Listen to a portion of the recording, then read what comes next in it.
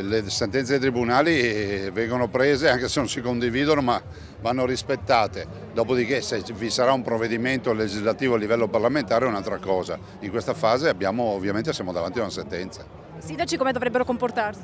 I sindaci immagino che debbano applicare le sentenze, visto e considerato che siamo in un paese del diritto, che poi magari non si condividano, lo posso capire, ma in questa fase siamo in una fase nella quale c'è una sentenza. Più che una riflessione, sembra una constatazione quella di Luca Zaia, a pochi giorni dalla sentenza della Corte Costituzionale con cui si riconosce il diritto per le coppie composte da due donne di iscrivere entrambe le mamme, biologica e intenzionale, nell'atto di nascita del figlio nato con fecondazione eterologa, e questo ovviamente nei paesi in cui la pratica è legale. Tema politicamente scivoloso, soprattutto nel centrodestra, con alcuni sindaci che hanno già annunciato l'intenzione di voler disapplicare il disposto o quantomeno di delegare il passaggio su tutti il primo cittadino leghista di Noventa Padovana, Marcello Bano. Il fatto stesso che un sindaco dice mi farò sostituire vuol dire che ci sarà qualcun altro che farà questa azione.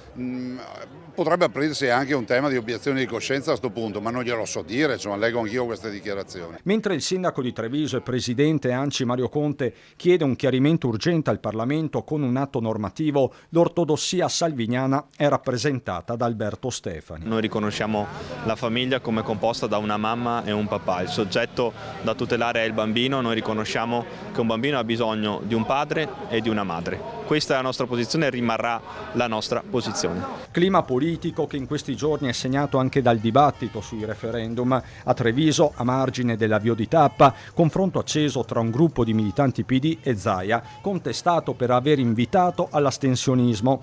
Lo stesso avete fatto voi quella volta del referendum dell'autonomia alle parole di Zaia, un botta e risposta che si è tinto di rosa. Come fa il Presidente di Regione a dire di non andare a votare? Almeno invitare a votare. Ma non mi hanno insegnato come si votare.